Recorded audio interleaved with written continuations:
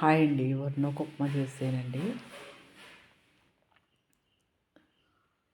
శనగపప్పు బాగా వేగనివ్వాలి. శనగపప్పు, ఆవాలు, కరివేపాకు, పచ్చిమిరపకాయలు, అల్లం వేసుకోవాలండి.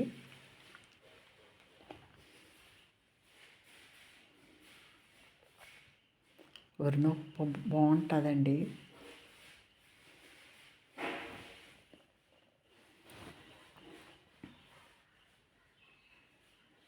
నూనె బాగా వేడిగా ఉంటుంది కదండి, అందుకు ఆవాలు వేసిన గమ్మునే చిన్నవే కదండి, గమ్మున వేగిపోతున్నాయండి. అందుకు నేను ఇలా వేస్తానండి ఎక్కువ.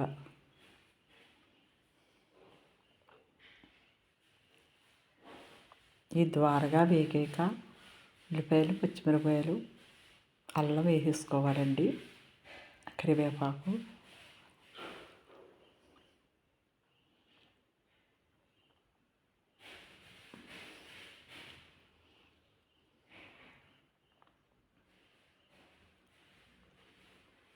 జై గారు హాయ్ అండి.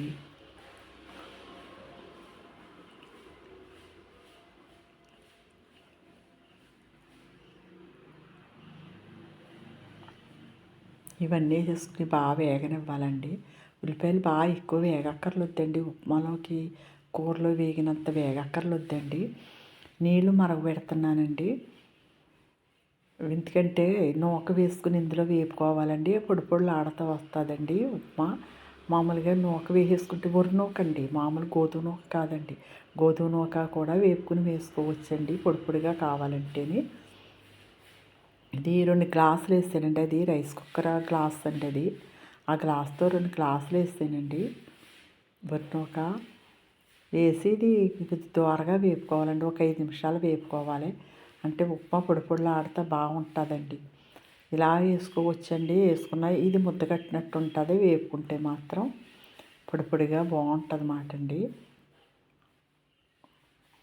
ఉప్పుడు పిండి అని ఇందులో పచ్చి కొబ్బరి వేసుకోవచ్చండి, మనకి కావాలంటేనండి. పచ్చి కొబ్బరి వేసుకుంటే బాగుంటుందండి. పెసరపప్పు వేసుకోవచ్చండి. నేను పెసరపప్పు వేద్దారనుకున్నాను, మర్చిపోయానండి. పెసరపప్పు కూడా వేసుకోవచ్చండి, కొబ్బరి కూర వేసుకోవచ్చు.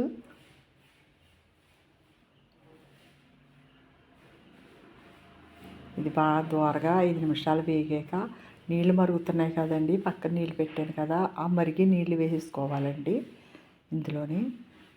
ఎందుకంటే సన్నీళ్ళు వేసుకోకూడదండి, అలా చల్లపడిపోయి ముద్ద కట్టేసినట్టు అయిపోతుందండి. అందుకు వేడి నీళ్ళే వేసుకోవాలి.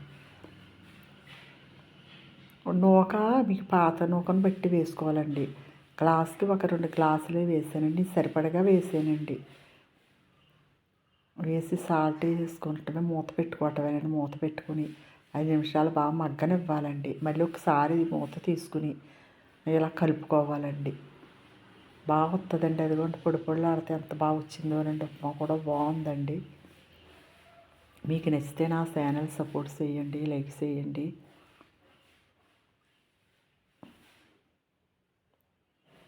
మళ్ళీ మూత పెట్టి అదే మన ఉప్మా మగ్గేదాకా కూడా మగ్గనివ్వాలండి. అంతే అండి, వరినొక ఉప్మా చాలాగా బాగుందండి. ఇందులో పచ్చి కొబ్బరి వేసుకోవచ్చండి కావాలంటేనే. వేపుకుంటే పొడి పొడిలు ఆడుతూ ఉంటుంది అన్నమాట అండి.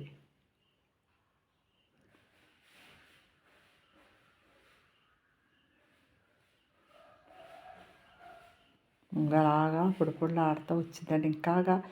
ఇంకా మనం స్టవ్ కట్టేసే కానండి, ఒక 5 నిమిషాల తర్వాత ఇంకా పొడి పొడిగా వచ్చిందండి.